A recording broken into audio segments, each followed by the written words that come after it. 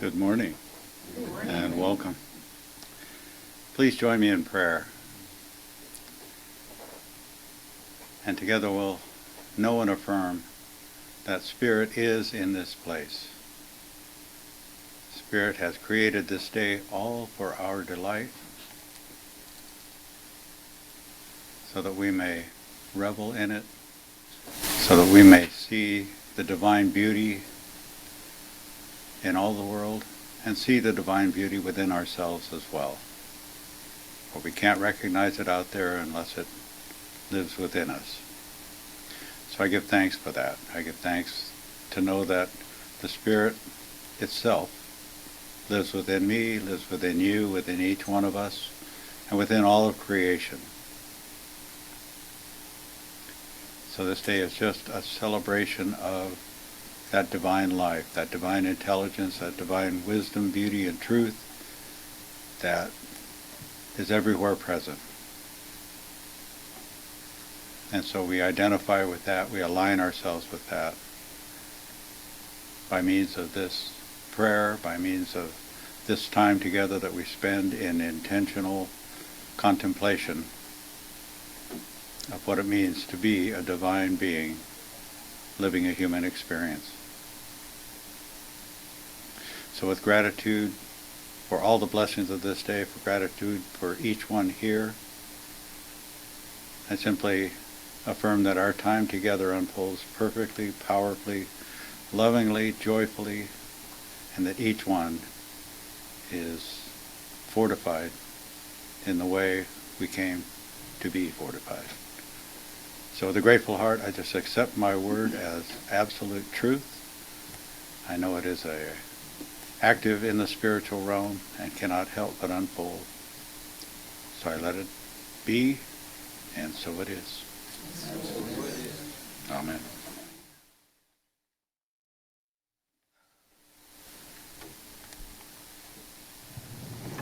Good morning. So nice to see you all here this morning.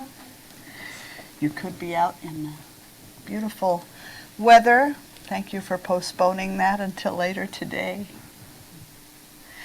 So I welcome you, and if you're new with us here online today, my name is Reverend Diana Johnson. I'm the pastor and spiritual director here at Mystic Heart Spiritual Center. We are an independent interfaith community, and we teach universal principles and practical spirituality. So I welcome you home to our community, should you choose it for yourself. And I welcome you home to your own heart, your mystic heart, where your answers will be found when asked. So this morning we dive deep into the flow of Taizé meditation as we join our voices in song.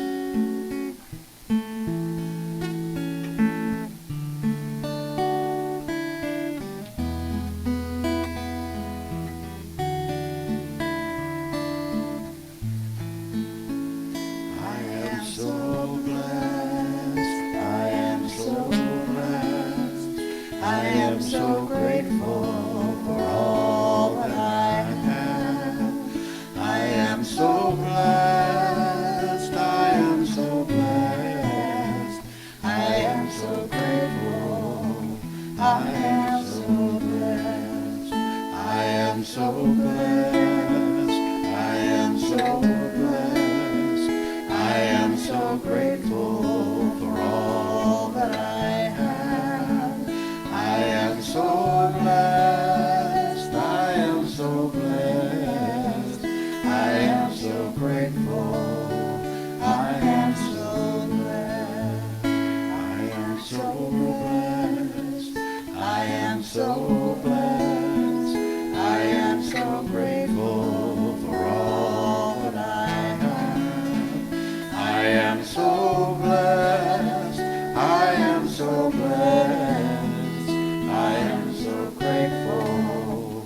I am so blessed. I am so grateful. I am so blessed.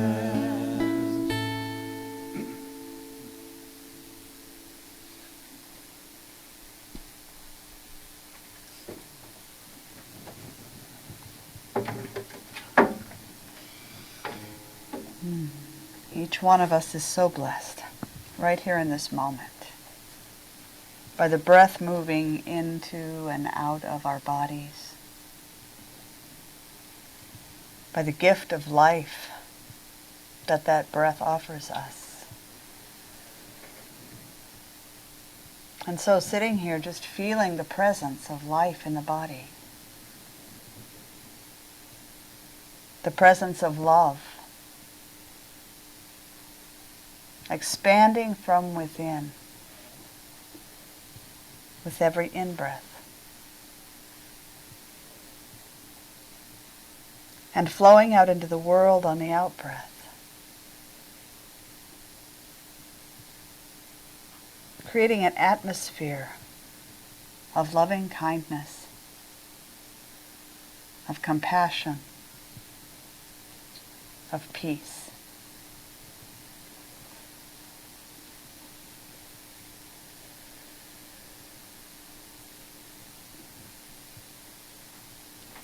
Allowing the awareness to move away from the breath and into the stillness.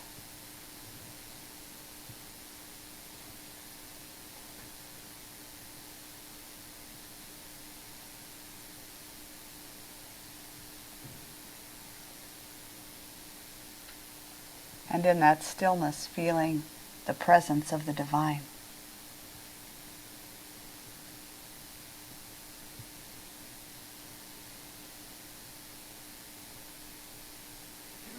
Knowing that God is ever present, everywhere, all the time. And so within the Spirit, we are one with the global community.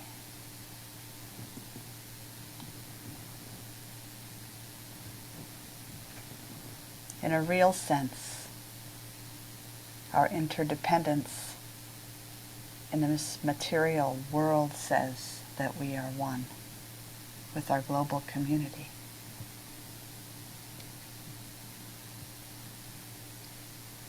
So we take a moment to sense the divine intelligence that surrounds and infuses the entire planet.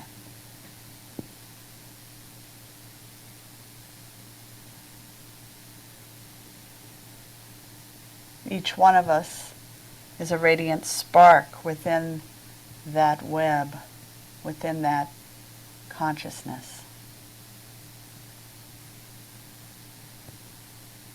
Every human being, every creature of every size,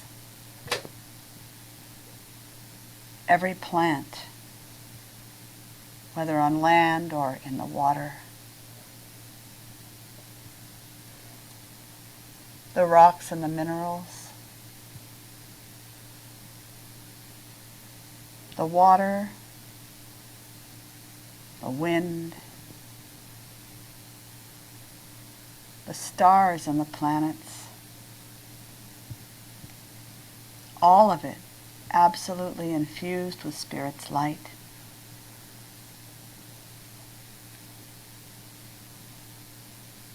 Each one a perfect and intentional expression of one ever-present, all-pervasive life.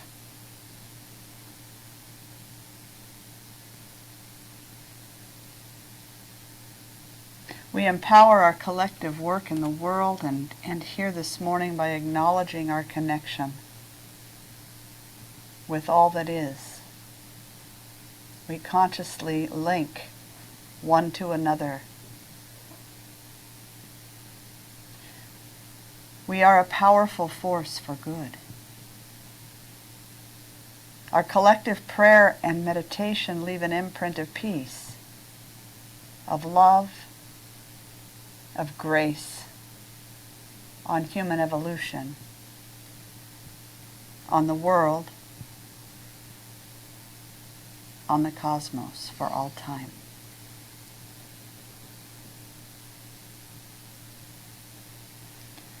Our topic for contemplation today is, so now what?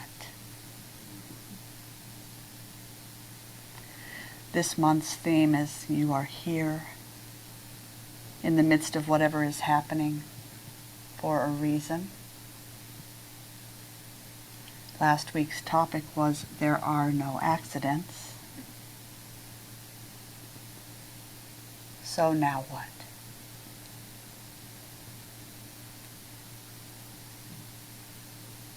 One of life's biggest questions is, what do I do with this precious gift of life? Where do I fit? What can I give that will make a difference? It's important to remember that we each have a unique and irreplaceable contribution to make. And that each gift, each person is equally valuable in the eyes of Spirit and to the unfolding of the world.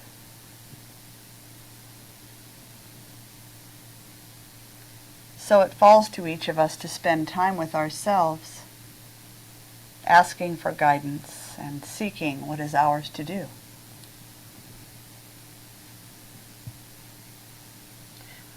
We're also wise to remember that what we have to offer will likely change as our lives progress. What we give to the world early in life as a loving and conscious parent or a caring and thoughtful young person morphs into new ways of serving as we move into careers, become householders, volunteers, or whatever else we are called to do.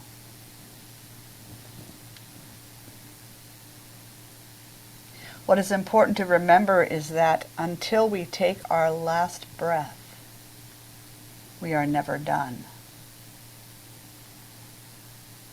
The longer we live, the more we come to know who and whose we are, the more of our own gifts we discover.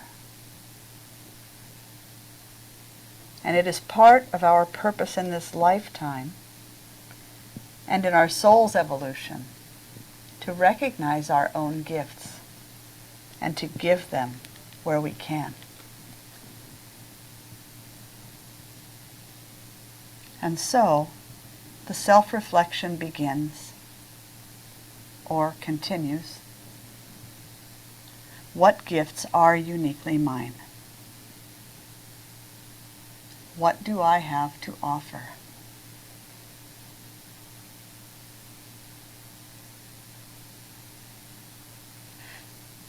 You may or may not discover the voice of a smaller self interrupting. Who are you to think that you have special gifts? Author Marianne Williamson would respond this way: who are you not to? You are a child of God. Your playing small does not serve the world. There is nothing enlightened about shrinking so that other people won't feel insecure around you. We are all meant to shine as children do. We were born to make manifest the glory of God that is within us. It's not just in some of us. It's in everyone. And as we let our own light shine, we unconsciously give other people permission to do the same. As we are liberated from our own fear, our presence automatically liberates others.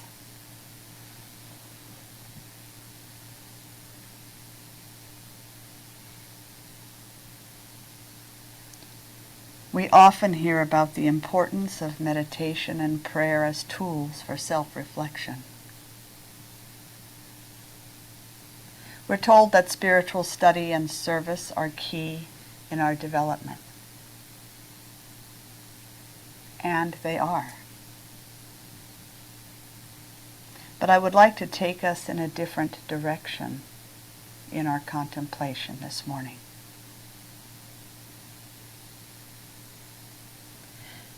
I invite you to consider that it is when we are rested and relaxed that the voice of Spirit can be heard most clearly.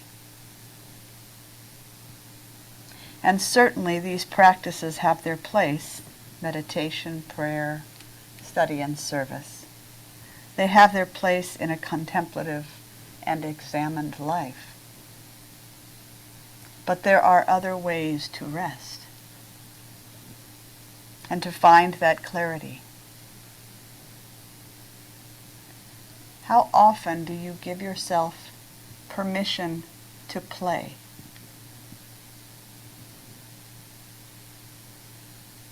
How often do you dance for the sake of dancing, just because it feels good?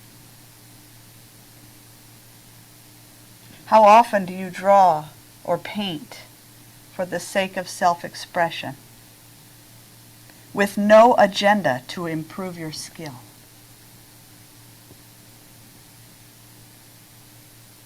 How often do you go to the park and swing?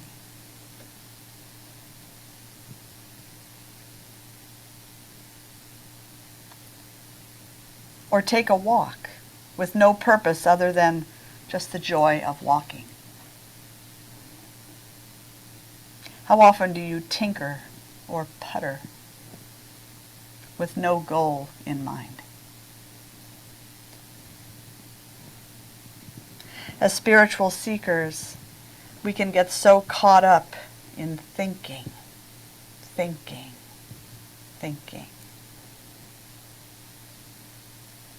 Fun gives our minds a rest and lets the greater mind find an opening to impart some beautiful insights and wisdom.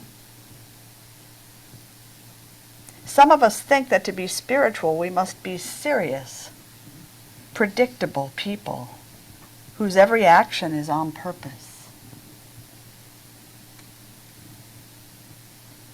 Just as children enter into play or into a game, there is a lightheartedness, a delight, a sense of fun, sheer exuberance in the joy of living. By playing, we give ourselves time to notice what brings us joy, what brings us alive. And it is within this feeling of aliveness that we find our true gifts. But, says the small self, there is so much pain in the world, so much that needs doing. What right do I have to be joyful in the face of so much suffering? How can I make time for play and to accept joy in my life when everywhere I look there is sadness? What if we thought of joy as a form of peaceful resistance?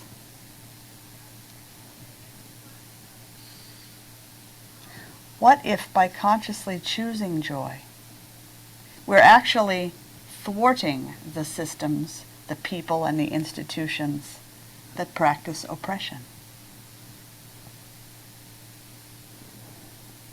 What if, by standing in our own joy, we're expressing our divine birthright and using our spiritual authority to bring light to the world?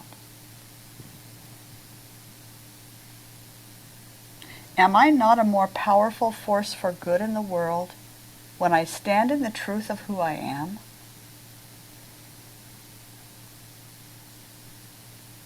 I rest in God, knowing that I am a playful and a joy-filled being.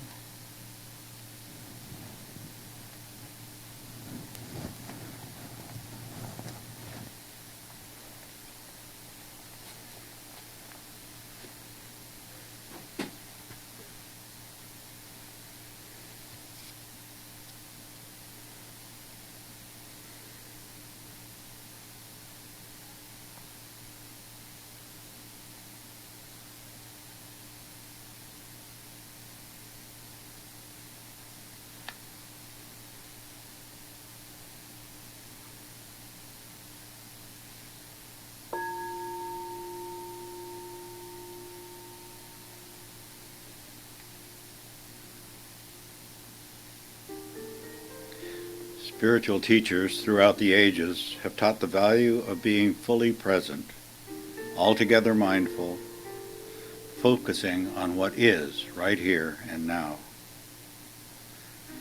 As creative beings crafting our experience of life, we are constantly at a point of choice. We choose our response to life now, and again, now. Life is a series of now moments, flowing one into the next, and each one offers us the opportunity to alter our course, to veer in a new direction, maybe to enhance a beneficial quality we have, or to release detrimental thought or behavior patterns. We have the opportunity to make our life up as we go along.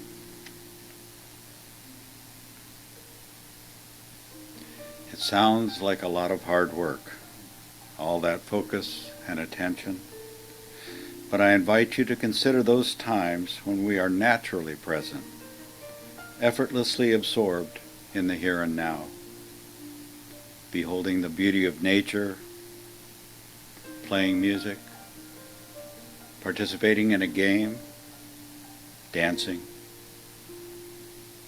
times when past and future are completely forgotten.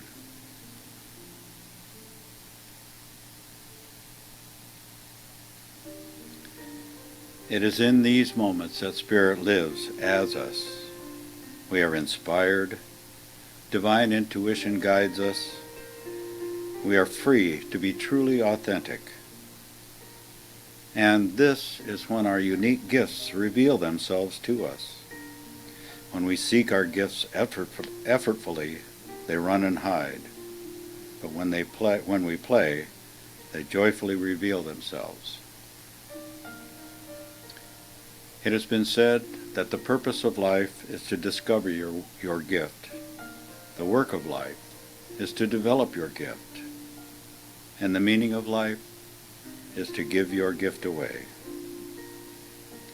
In this time of shared contemplation, let us consider our favorite forms of play, what really brings us joy, for these point to our divine gifts.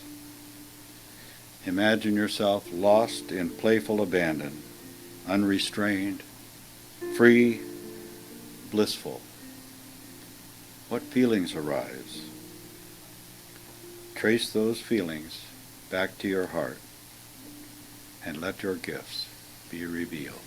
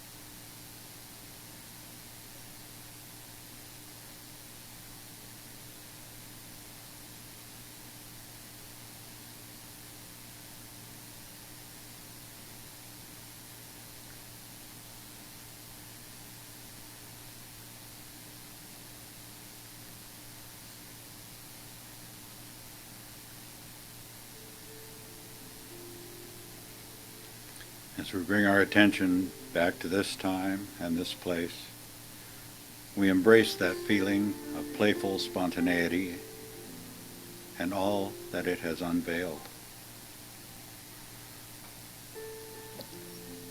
We're very grateful for the love and encouragement of our beloved community as we support one another in finding, developing, and sharing our gifts. For it is in the sharing of our authentic self that we create a new heaven and a new earth, a new paradigm, a more fulfilling story for our planet and her inhabitants, a love-soaked world.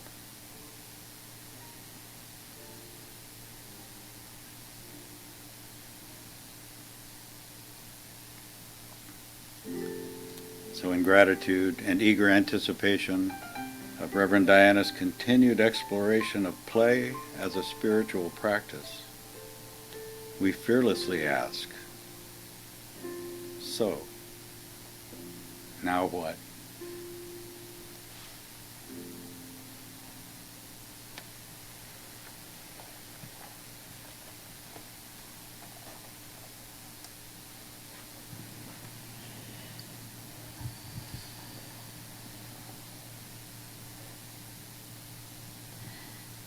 In the words of the Rabbi Yeshua, I tell you the truth. Unless you change and become like little children, you will never enter the kingdom of heaven.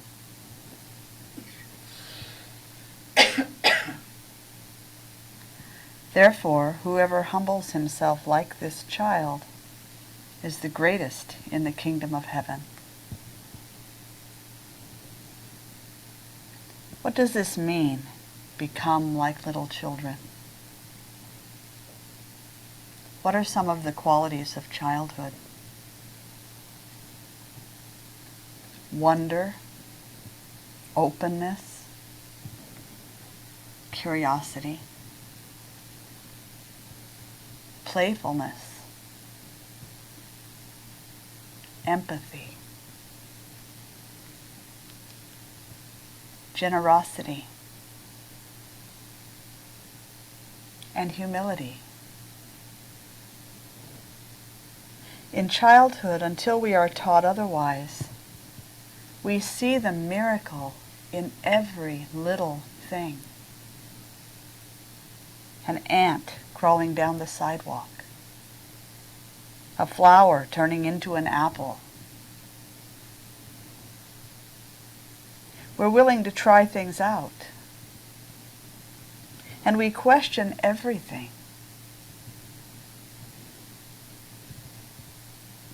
We learn naturally through play. We share what we have. And we try to help others when they are distressed. We see the world with the eyes of the heart.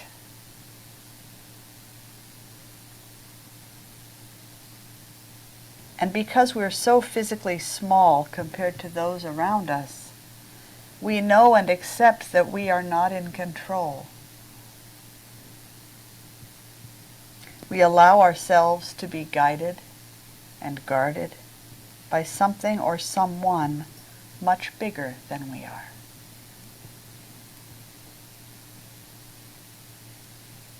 When was the last time you consciously expressed and experienced your childlike nature?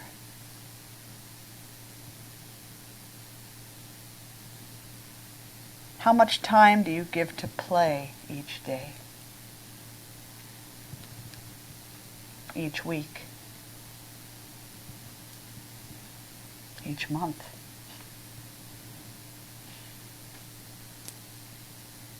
When you have a job to do you do it playfully?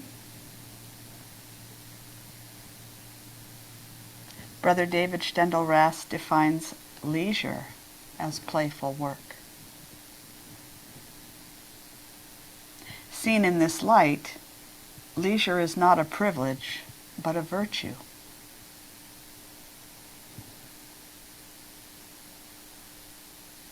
Leisure, viewed through this lens, is available to everyone, if only we are mindful.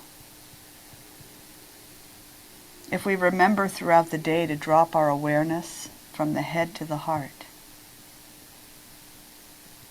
to breathe, to slow down and create space for yourself, and to feel the joy and appreciation of being alive.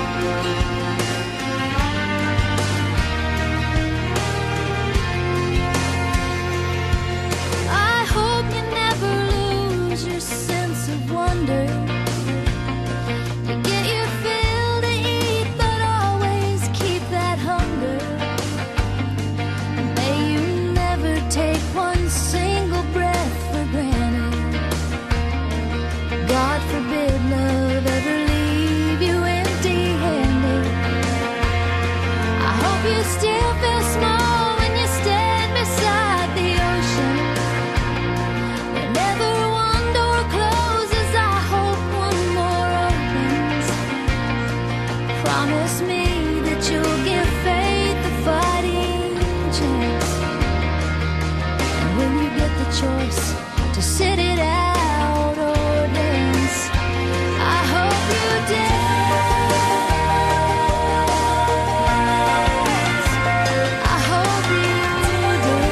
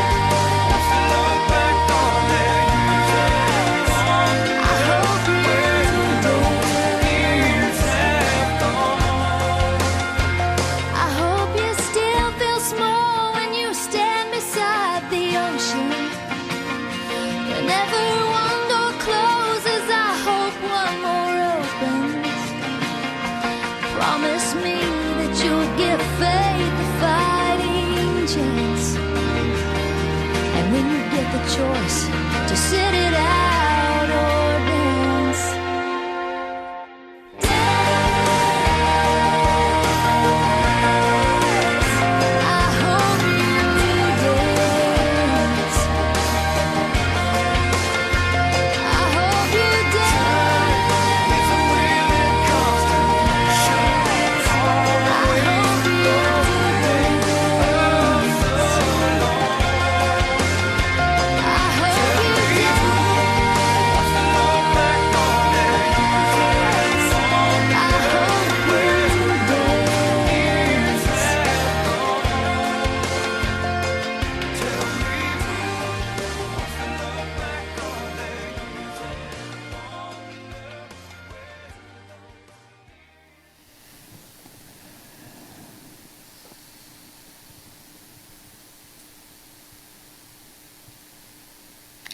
When the invitation comes to sit it out or dance. To say no to life or to say yes. May you always say yes. May you always dance.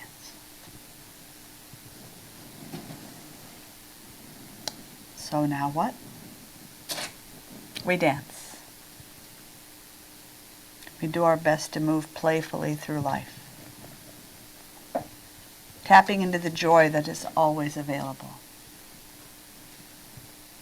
We make time for leisure,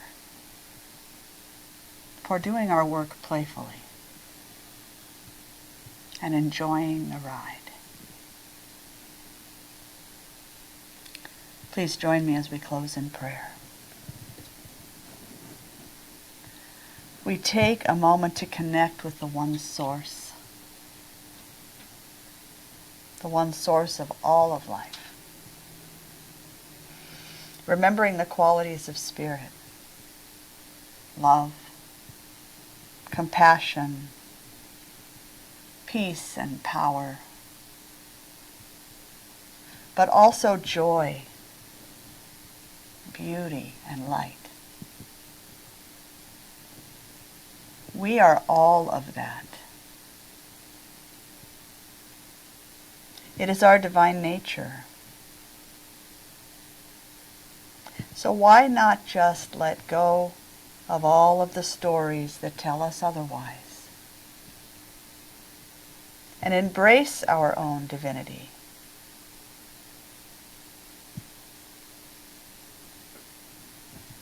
The divinity of life, of every being, of every moment. Breathe that in for a moment. It's all sacred. There is nothing else, only God, coming to know themselves as creation. That means you. God expressing as you, as me. Why not embrace our playful nature, our sense of wonder and innocence? Why not let our lives be more fun? Why not step out of who we have always been and dance a little bit? I'm so grateful for my deep connection to spirit, to community. So grateful for the realization that life is supposed to be a balance of darkness and light. So grateful for my heartfelt intention to lighten up. I'm grateful for this community, showered with more blessings than I can count. And for all of this and so very much more, I give thanks, in full faith that this prayer is active and vital. As I relax into Spirit's sweet embrace, feeling its warmth and presence and intelligence and love, I just let it go. I get out of the way. I allow it to be. And together we say, and so it is. Amen. Satu. Ashe. Aho. So coming back into this space, we open our eyes and our hearts and our minds. Take a look around and say hello to all those who are here with us this morning. Spiritual family, one of your strongest support systems, your most willing support systems. And best looking. Some of your best looking support systems. So as we close our Taizé meditation, we offer the opportunity to share of your financial goods, should you choose to do that this morning. If you're joining us online, you can go to mysticheart.org and you'll find a donate button. as well as a mailing address. And as we offer time for that this morning, we offer you a video from Narayan and Janet called Be Here Now.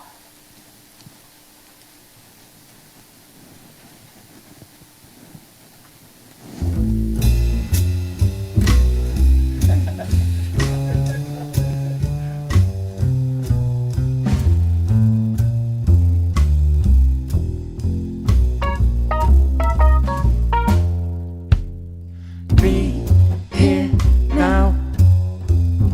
Be here now. Be here now. Just be. Be here now. Be here now. Right now, baby. Be here now. Just be. Work like you don't need the money. Sing, Like nobody hears a sound. dance like there ain't nobody watching. Just be present now and stick around. Reach for something that inspires you. Laugh Laugh, when you're having fun. Yeah, yeah. run until the running tires you. Just be present sitting on your bun. Be here now. Be here now. Right now. Be here now. Just be. Running barefoot through the grass with somebody. Never let this moment pass you by. Skipping stones with the kids in the evening. Watching turkeys go shuffling by. Hey, it's tea time. I got honey on my finger. Red-tailed hawk echoes in the sky. Sitting here with you, digging every moment. I feel high. I feel high. Be here now. Be here now. Be Here now. just be.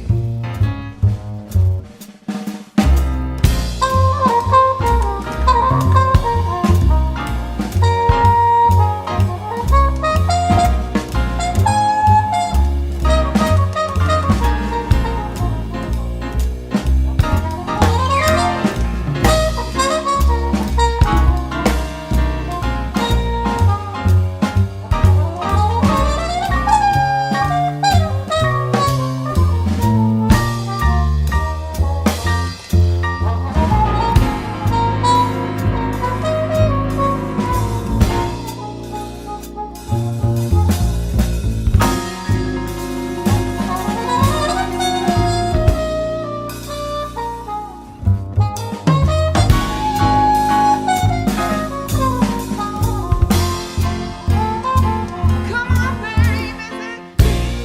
Here now. Now. Be here now. Be here now. Just be. We got to get them back for a concert. Oh, they're wonderful. Chris was rocking out over there. Forgot to do the offertory. Whatever. Being here now. So we thank you for your many gifts today and always, today and every day. The gifts of your presence and your love and your dedication to the community, to yourself, to your own growth, to spirit. And so thank you. We just bless these gifts and we commit to using them well to serve in the greater community. And so it is. All right, so let's wrap up with our closing song. And then please come on back for some unique conversation in a little while. And a playful conversation. And a delicious Asian lunch. May your soul always find what it's looking for. May your heart always lead the way. May you live in peace and harmony, and may love always fill your day. May your path be strewn with happiness. May success find you everywhere.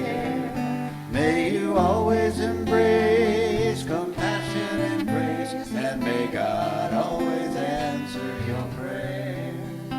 May you always embrace compassion and grace, and may God always answer your prayer.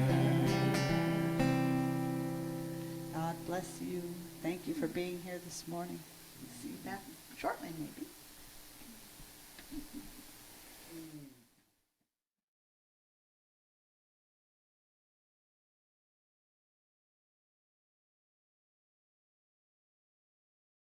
Morning, Mystic Heart. Good morning. Woohoo! What a beautiful day.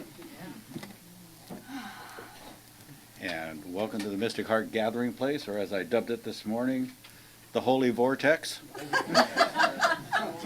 I'll see you down at the Holy Vortex. I go, what? Going down the drain. So let's open our conscious conversation with prayer. As we do so, I'm going to tear a page out of Lucinda's prayer book and start by saying, "Hi God, it's me again. It's us again. And we're here to celebrate the love of Spirit, the joy of Spirit, the playful, just fun of being alive. For the life that we live is the life of God, taking human form in so many different expressions, and yet one in the Spirit. So I give thanks for our diversity. I give thanks for our unity. I give thanks for this day in beloved community where we get to celebrate diversity through, or unity through diversity, and where we get to explore the novel idea of play as a spiritual practice. So with a grateful heart, I give thanks for each one here. I give thanks for the presence of Spirit in this place, in each heart. And I give thanks for the inspiration of Reverend Diana as she guides our conscious conversations. So I simply get out of the way. I let it be so, and together we say, and so it is. Amen. Good morning. Good morning. We might talk a little bit about that play thing, but that was Taizé. We might go in another direction. You just never know. You never know. But we will begin by saying, welcome to the Mystic Heart. I'm Reverend Diana Johnson, pastor and spiritual director of this community. For those who might be joining us for the first time online, we're an interfaith community. We're an independent interfaith community. We teach universal principles and practical spirituality, things that you can bring into your life right here, right now. So let's begin by joining our voices together, welcoming you to the Mystic Heart.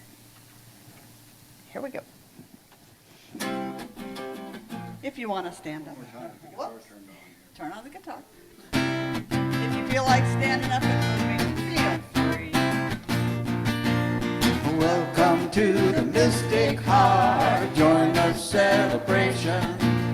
Lift your voice and sing your part. Make this affirmation. Spirit made us family with loving hearts to share. Together we are joyfully practicing the possible through prayer. And everything's possible. So welcome to the Mystic Heart. All right, here we go. I'm dancing today because I can. That wasn't true yesterday. Everybody get up on your feet. See the light in everybody you meet. Everybody get up on your feet. See the light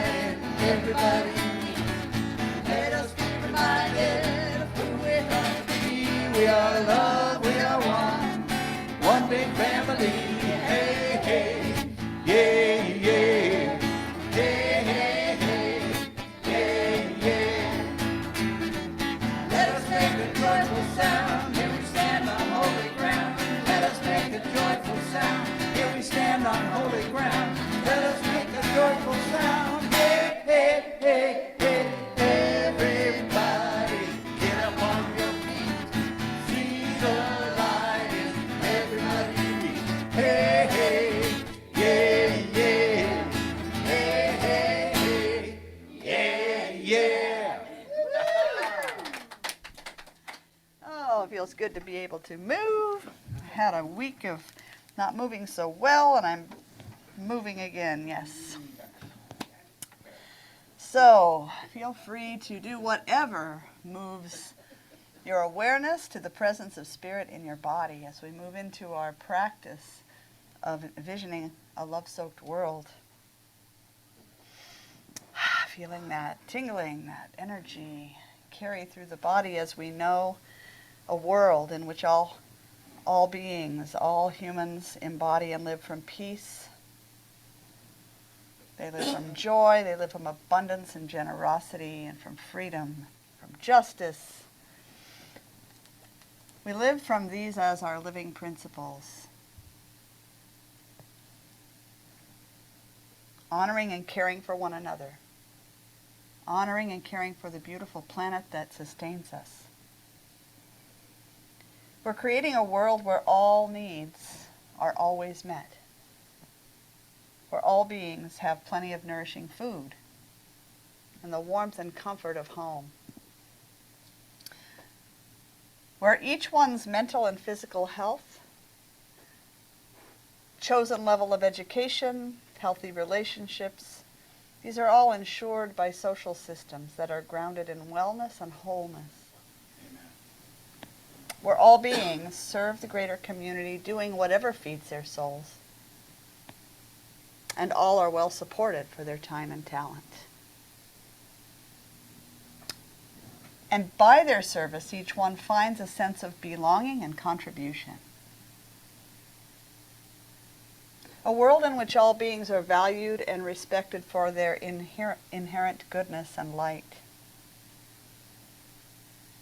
Valued and respected for their uniqueness, where authenticity and integrity are the norm, where the peace and kindness we cultivate within us shows up as a world free of hatred or violence. By the power of our collective intention, we're writing a new story, right here, right now, together. And it is a story where there is no greed, where abundance means having enough to thrive, and everyone is abundant.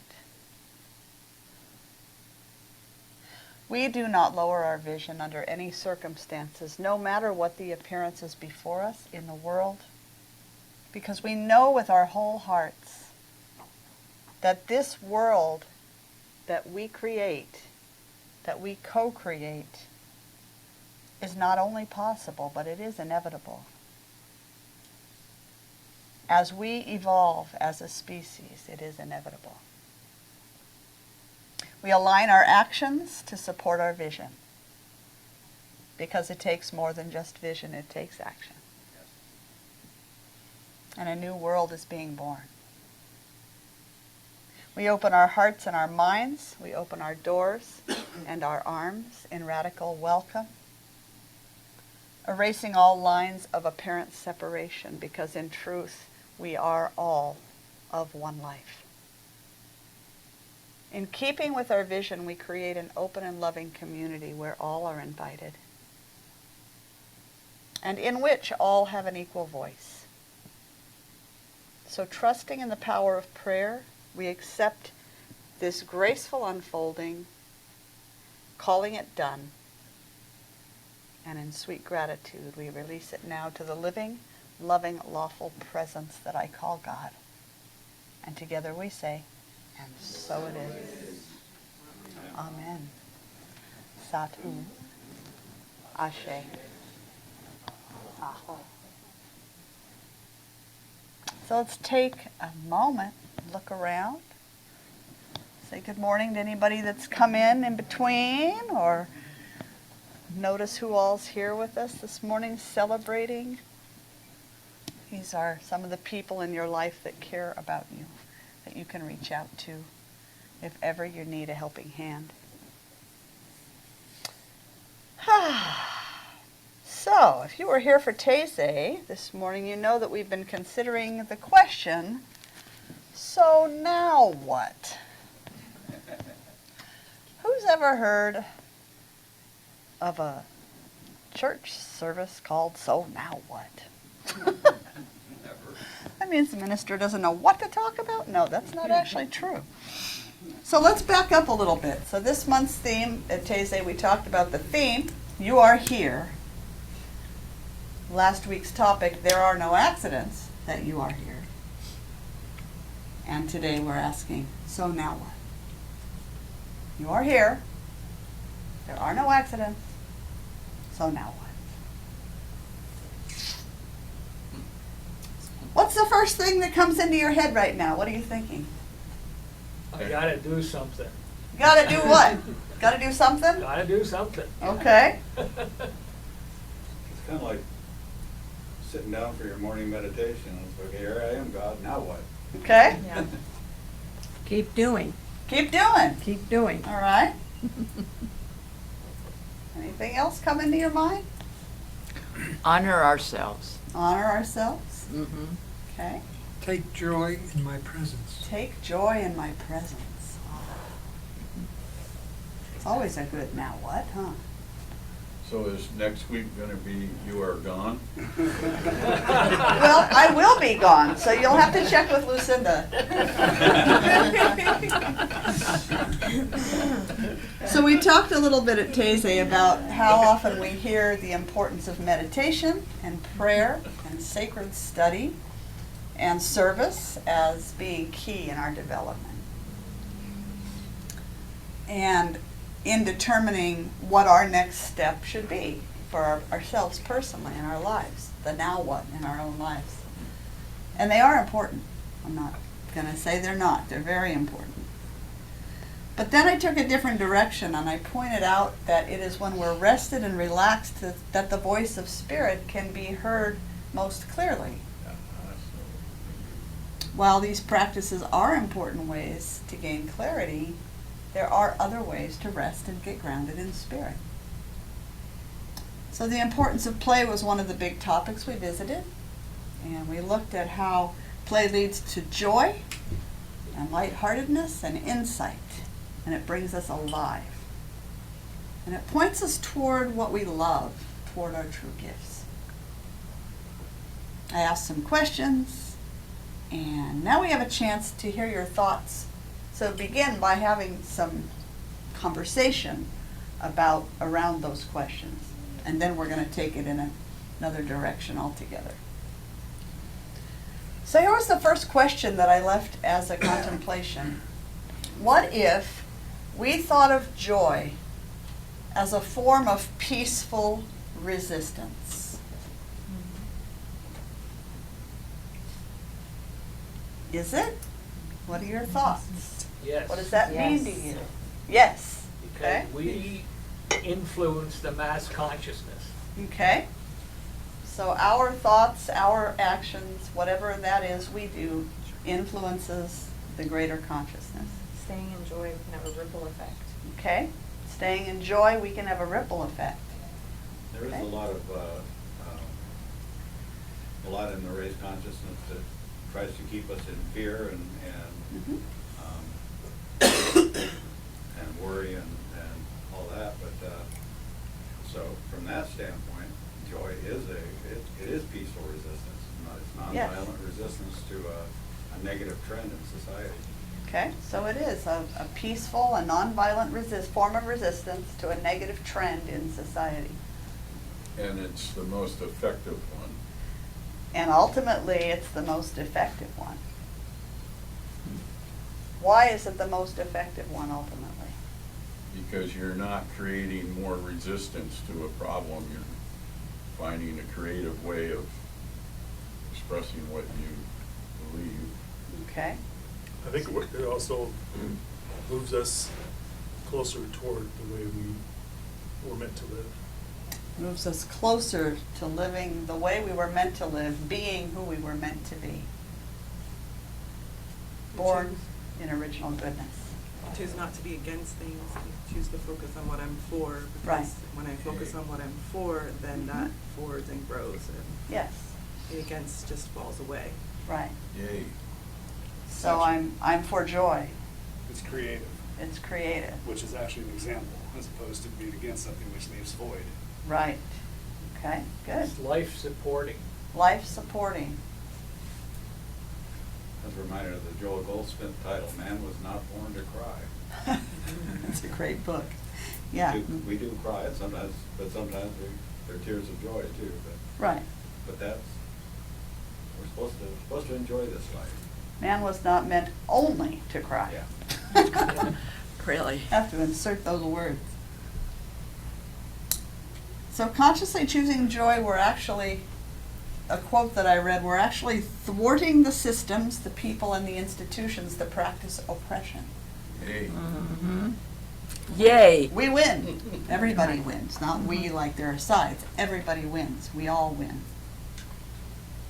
I'm a more powerful force for good in the world when I stand in my authenticity and use my unique gifts to joyfully bring light to the world. Walk your talk. Okay, so walking your talk. What does it mean to stand in my authenticity? I'm using, just heads up, I'm using a capital A there. What's it mean to stand in my authenticity with a capital A? So maybe standing without shame. Okay. Or, hiding certain things, being who I am and not sugarcoating it. Okay. Transparent. All right. Being who I am, not sugarcoating it, being transparent. Okay.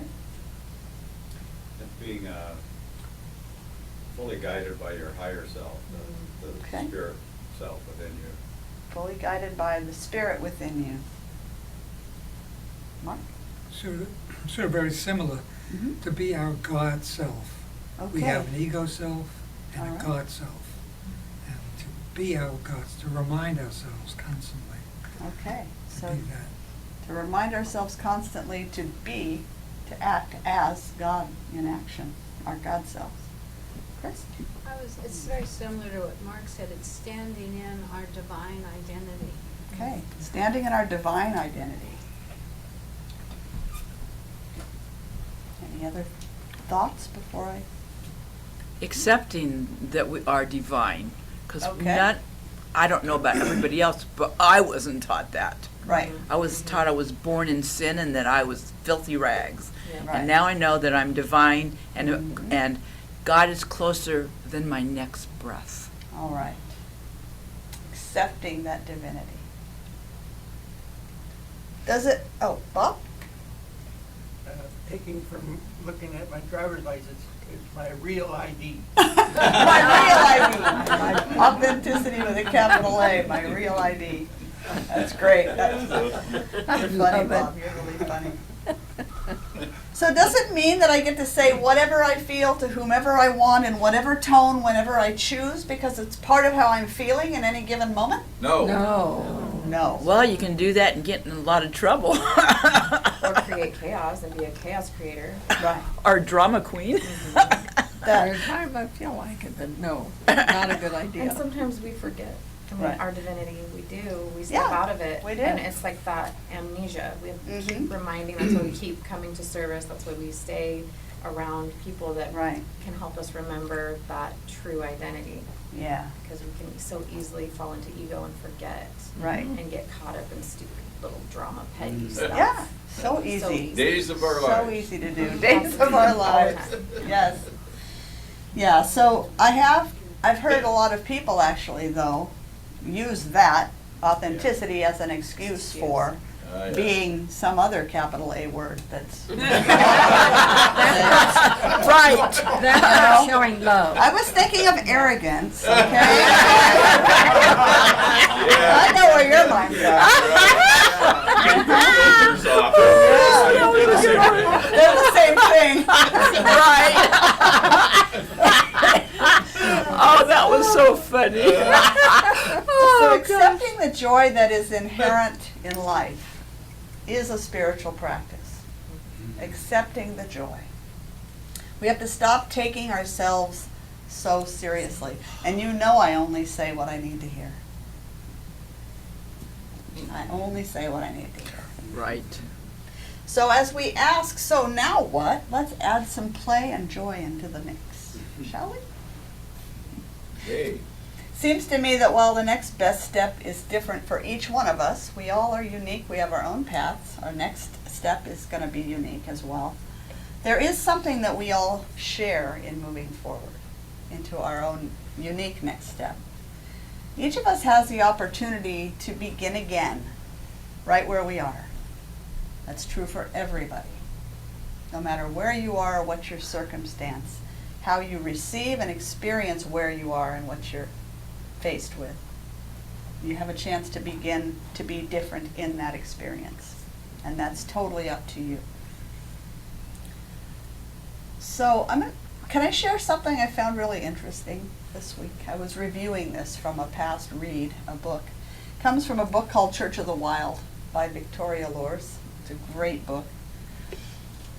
So I want to try to just summarize, because I was looking at 4 pages I was going to read, and I went, nah, I don't do all that. But I want to summarize a couple of ideas and then get your feedback. Is that okay?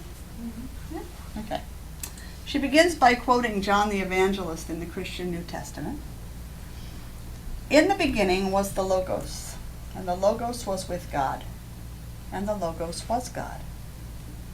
This was with God in the beginning. All things came into being through this, and apart from this, nothing came into being that has come into being. And the Logos became flesh and dwelt among us. So that's from the book of John, first verse, first chapter, first few verses, first chapter. Have you heard this quote before? I've heard it as the word. Okay. But I've never heard the word you just said. Okay. I've never heard that before. Yeah. Most people have heard word, you know. But there is a translation, logos, as well. Does that mean the word? Logos? Let's find out. And also, let me add, there are many scholars that translate it not in the beginning, but in beginnings.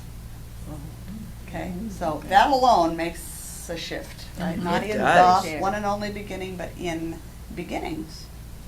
Okay, was the logos or the word. We could spend all afternoon talking about personal interpretations of what this means, but that's not where I'm headed right now. So, Yay. Yay! Might be another class, Chris. You might find something that's more interesting here. It turns out that in the 4th century, theologians and bishops translated the word logos from the Latin to mean conversation, not word. Wow, I like conversation better. Me too. It covers everything. So the passage would originally have read, "In the beginning was the conversation. And the conversation was with God, and the conversation was God. This was with God in the beginning. All things came into being through this, and apart from this, nothing came into being that has come into being, and the conversation became flesh and dwelt among us." Wow, that has so much more meaning. My whole body shifts Oh, and mine changes too. when I read that. So go ahead and call me a geek, a word geek, but this new information just got me thinking. Does this change your understanding of this passage? Oh, absolutely. Okay. So how? Looking through whatever lens of symbolism or whatever lens you have going on, how does it shift for you? The conversations I have with myself in talking with God are the words and thoughts that I have heartfelt meaning, and they become my reality. Okay. So the conversations I have within myself with my own highest divinity, whatever I call that, ultimately are the conversation that becomes my experience, my reality. Even if it's not a divine conversation, even if it's negative self-talk, it's still Okay. Yes. So my negative self-talk is the conversation, because it says that the conversation is in God and the conversation is God, so the whole thing, the whatever we're talking into and us, all of it, it's all spirit doing what spirit does. To me, it shows that God is in relationship. Ooh, thank you. Conversation exists in relationship. All right, so it shows that God is in relationship, that we are in a relationship.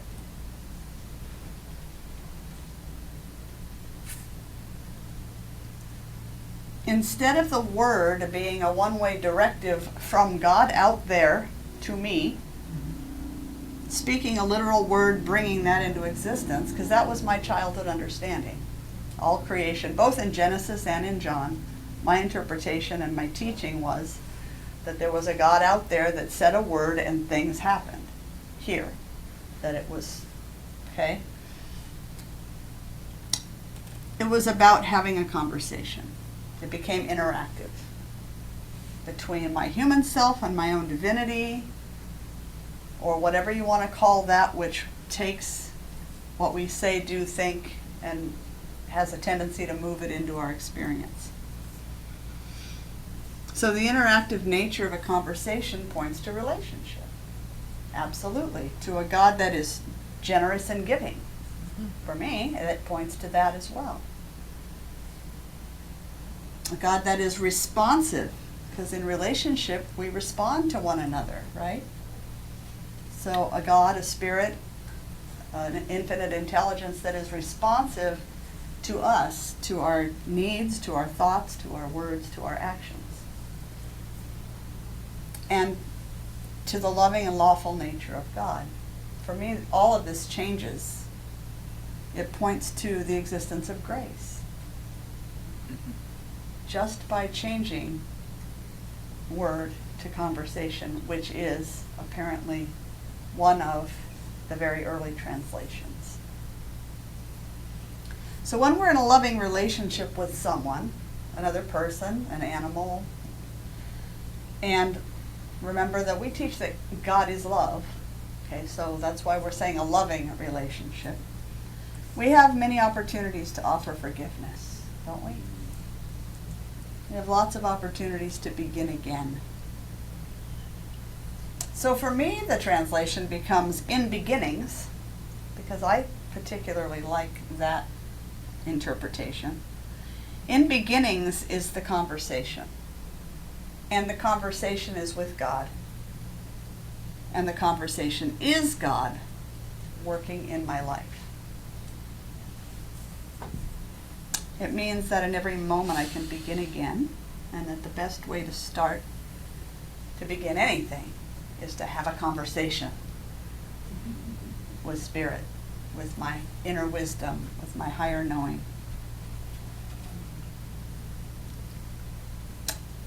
For me, that looks like praying.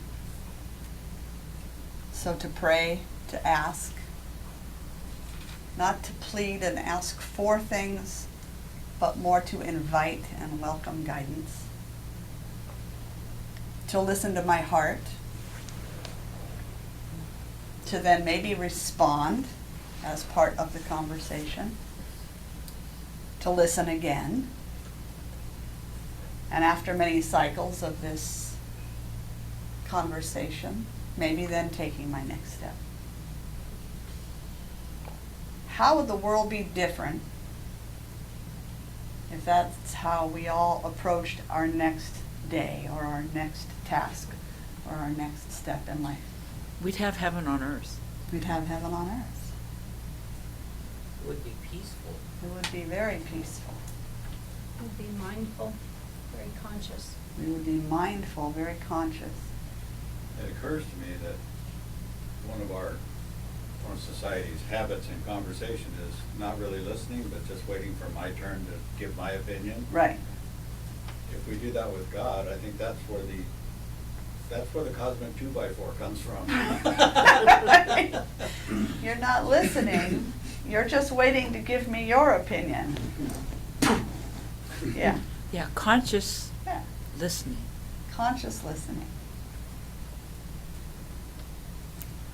Yeah. Perhaps active listening. Active listening. Yes. Okay. Can I share one more geeky question with you? Oh, yes, please. Geek away. Let my geek flag fly today instead of my freak flag. All right. So who knows what a charism is? charism. Hang on a second, just hang on. I know, I know. Hang on a second. Because he's a practitioner. He gets He all the lives. answers ahead of time. Yeah. Anybody? Charism. I didn't look at the teacher's book. Hush. Shh. Huh? C-H-A. C-H-A-R-I-S-M.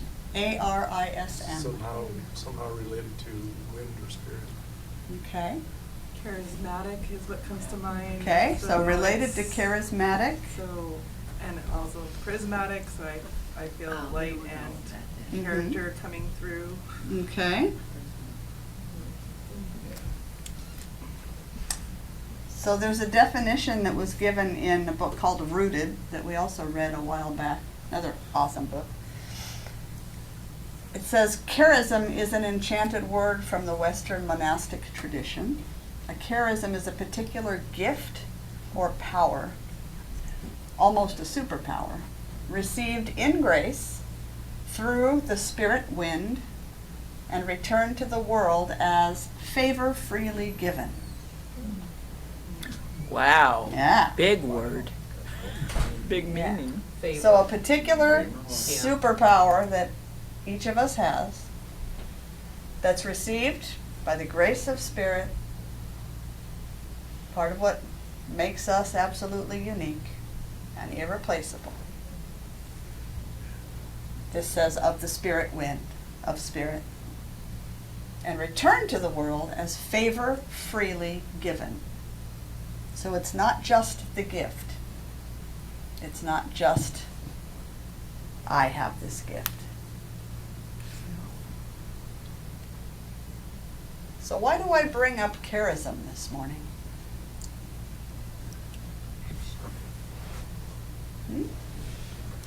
I'm just thinking action. Action. Okay, what about action? Well, if it's favor freely given, it's so I have this gift and I freely give it. Okay. So I've been given this gift, didn't do anything to earn it, it just showed up in me, as me. And I think there's a certain amount of joy that comes out of being involved in that. So. Yeah. So there's a certain amount of joy that comes out of freely giving of ourselves. And we forget that sometimes. David and then Chris. Well, isn't that like God's nature to bestow favor on you? I believe so. Yeah. The definition of love by the Science of Mind tradition, Ernest Holmes, is the self-givingness of spirit, is love. And so if we're one with that, we have a self-giving nature as well. Yeah. I think each of us has a little bit different package of gifts, package of divine gifts, and it takes all of us giving our gift to Right. fully express spirit, to fully build a La Soka world. Yes. It takes everybody stepping up with their unique gifts, giving what they have to offer. I'll show you mine if you show me yours. You want it playful. All right. Bring it on, David. Bring it on. That was it was a very strong theme from the author Paul. I mean, Uh-huh. just the idea of Yes. everyone contributing their gift. Yes. Yeah. Everyone has a charism. Everyone has a gift. And the grace that's offered within your gift is not complete. It's not fulfilled until you return that gift to the world as a favor freely given.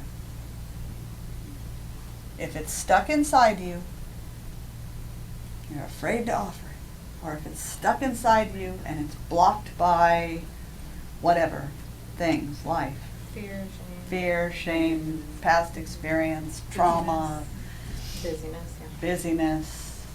Yeah. Expecting something in return. Expecting something in return. Conditional. Yeah, that's not freely given, right? Yeah. I definitely have challenge with the unconditional love concept in me. Uh-huh. I understand that, but I very much reserve that for, certain people, so how freely given is that? Right, yeah. I find it challenging. It's very When there's a challenging. world of so much need, Mm-hmm. how much can I give? Are there different kinds of love? Mm-hmm. Is familial love, partnership love, does that entail some things that when we're talking about spiritual love, it's a little different? The gift is what I mean. Yeah, okay, so What is the gift? I give unconditionally the giving gift the of gift, support for right. what I have to offer, I give that gift to my family. It's like I reserve it. Mhm. Does that make sense? I Yeah, have right, it reserved okay. for certain. Yeah, How much I feel like I can. Right. I have to give. There has to be boundaries. Feel well, me? sure, yeah, I mean, it doesn't mean, ignore your family and give away everything you have to everybody on the streets. I mean, that's not what we're talking about. If you're talking about a specific spiritual gifting, Right. is that, Am I getting that right? There's a quality, there's a talent, there's a tendency, there's an ability, there's a something about you that's absolutely unique. That's the gift that we're talking It about. could be like creative or art. Could be creative or art, or it could be a smile. Like you have the easiest time of anyone smiling at all kinds of people. Everywhere you go, you smile at everybody. I mean, Everybody smiles in the same language. that's right, yeah. And I think that's the trip, is it shows up in many different forms for Yes. many different situations. Is Right. There's not just one standard smile or Right. or thing, because how you help someone or how you be here and now with someone is different. Yeah, It's- absolutely. It's evolving as you are. So it's more about when you're in the world, are you open and giving of whatever it is? Not to say that you empty your wallet every time you walk downtown, there's a lot of need. But, is your energy, is your attitude, is your heart open and accepting of what is, of who is before you as things are? Are you okay with letting things be as they are and bringing your best self into that? Yes. Be able to acknowledge the homeless, not be afraid of them, don't turn away. Right, That- okay, that's one gift that you can offer, Mhm. just to look an unsheltered person in the eye. Yeah. And even if it's a silent blessing, a silent, Yeah. or a good morning, Yes. That's it. Just acknowledging them can just make an them feel acknowledgement, better. yeah. For me, it keeps, I keep beating this drum, but for me, it's a lot less intimidating to remember the words of loving my neighbor. Yes. And that really is just a matter of who's, like you mentioned, who's before me right now. Right. And I can choose to love in that moment, Yeah. even though it could just be a moment. Yes. And it's not a matter of I'm going to win the world. It's a matter of I'm going to bless this person who's before me right now. Yes. And that's enough. That is enough. That's right. There's a presence about that. There's a be here now about that, and a willingness about that. That is enough. Building on that notion of blessing them, whoever we encounter, it is acknowledging them and their gifts rather than rejecting, Right. closing down to them. It's that openness, the blessing Yes. of them. I see you, I honor you, I accept your gifts. Yes.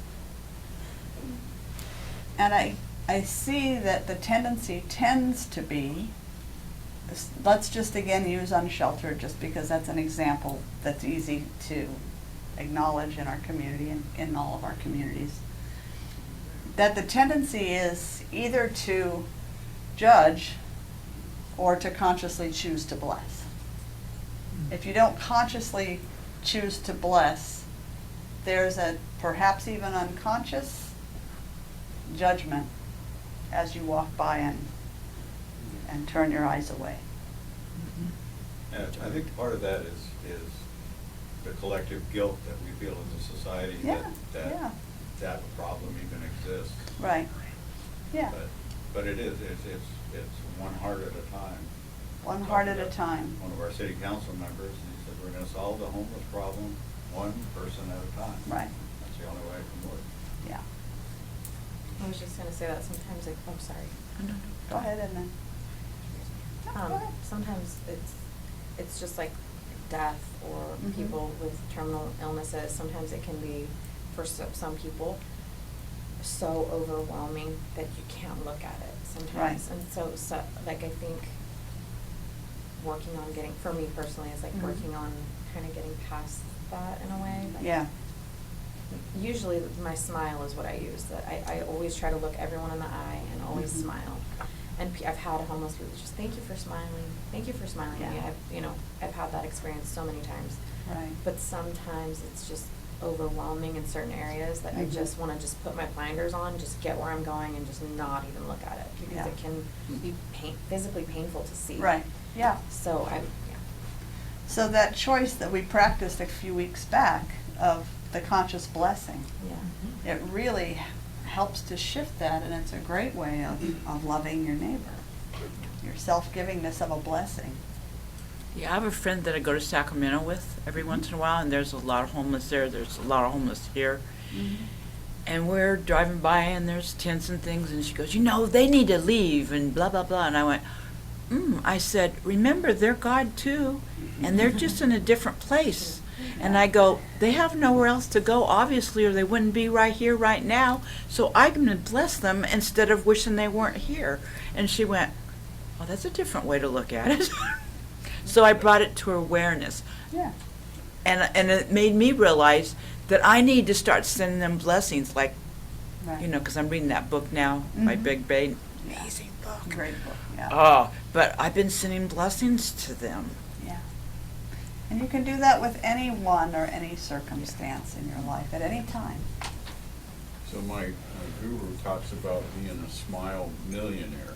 That's great. Because Yeah. you're rich in that. Yep. Yes. You've got all the smiles And you it's free. choose to express. Yeah.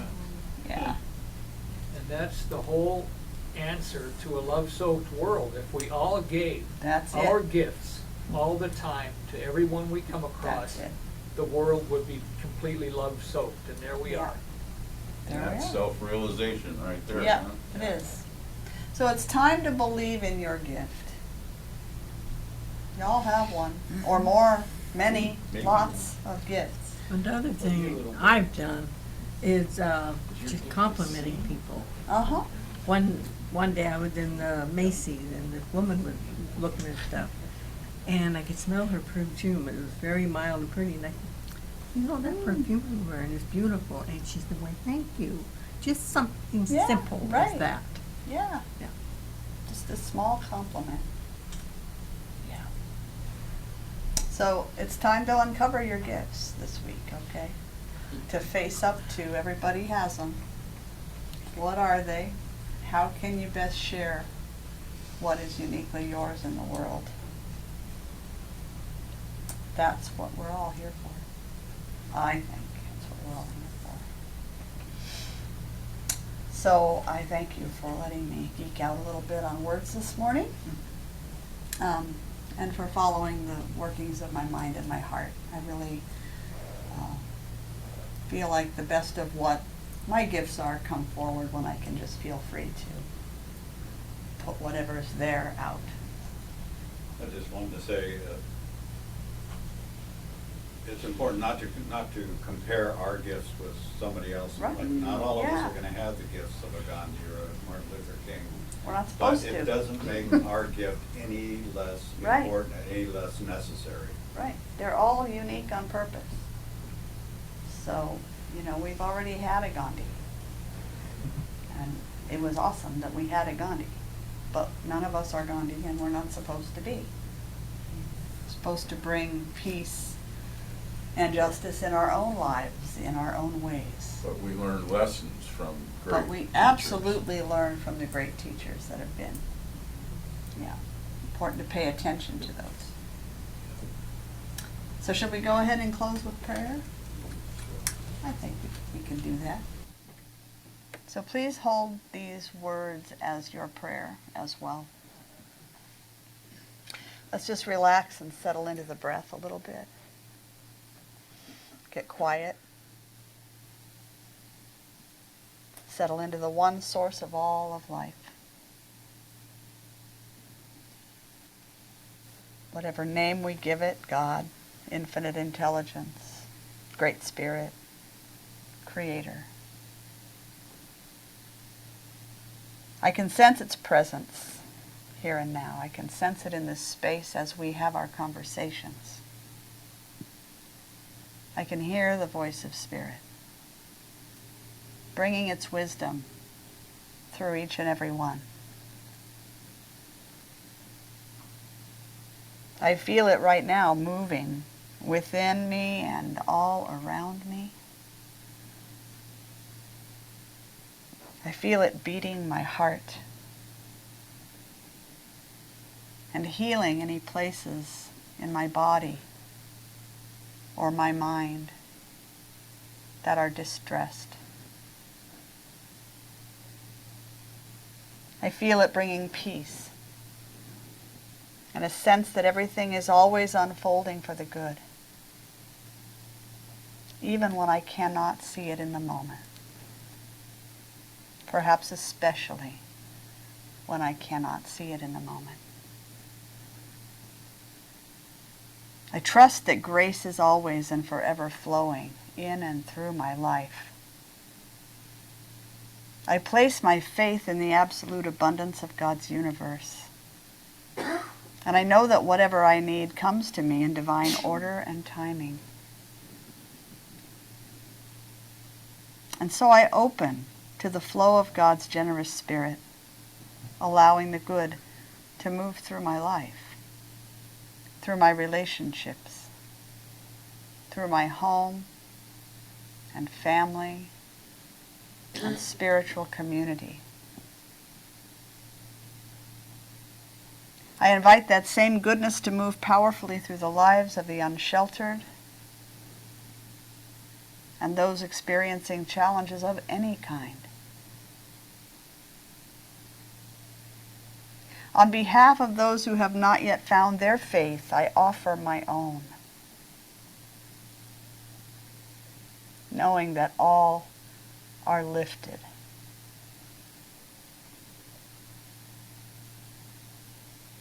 I extend my love and compassion to the world and all of its beings, trusting that this creates a gentle ripple of peace and wholeness that moves through all of creation. In deep faith, I release my prayer, trusting the power of the One to move through me and through my life and through our world. I call it done. I let it go, I let it be, and so it is. Amen. Satu. Ashe. Aho.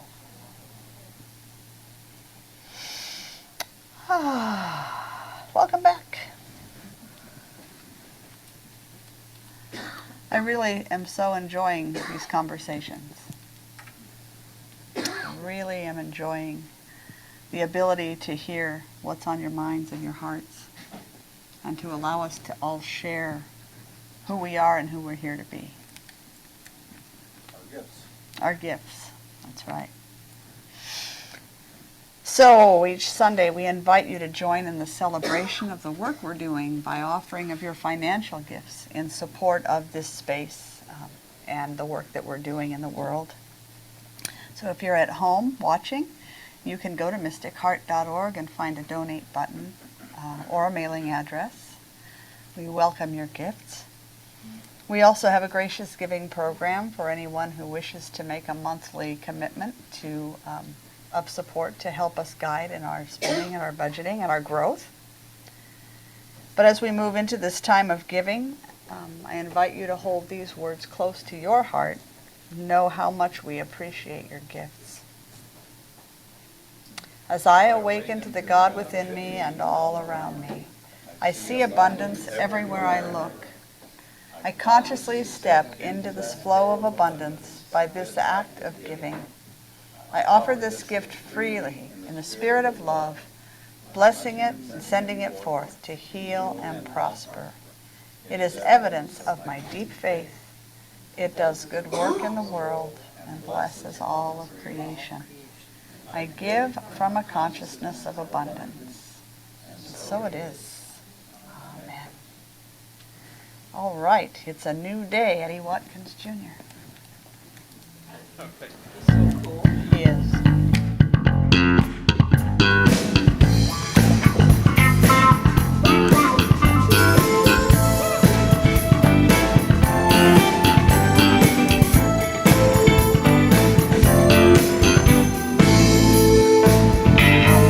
Every day we're born again to create this world we live in.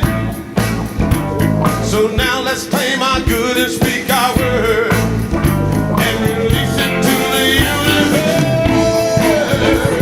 Right here is where we take a stand. Through compassion for our fellow man. Right now we're making a difference. Oh, it's a new day. All together hand in hand. Sing our love across the land. Right now we're making a difference. Oh, it's a new day. Every day I'm filled with wonder by the glory of this silent thunder unfolding from down under. Such a denanda. Oh, right here is where we take a stand. Through compassion for our fellow man. Right now we're making a difference. Oh, it's a new day. All together hand in hand. Sing our love across the land. Right now we're making a difference. Oh, it's a new day.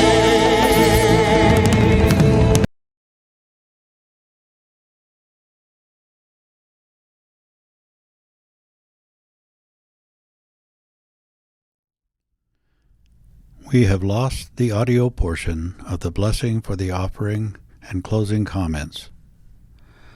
Audio will resume shortly with an approximate overdub of our closing song, Love Be With You. Our apologies for your inconvenience.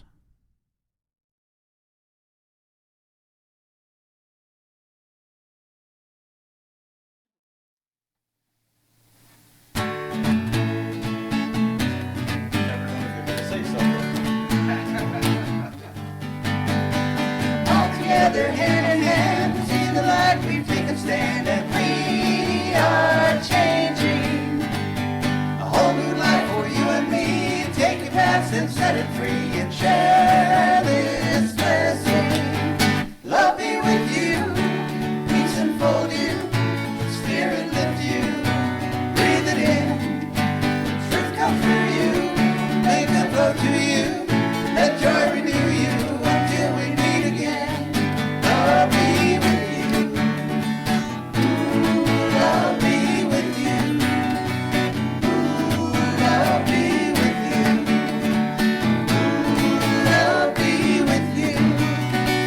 Ooh, love be with you.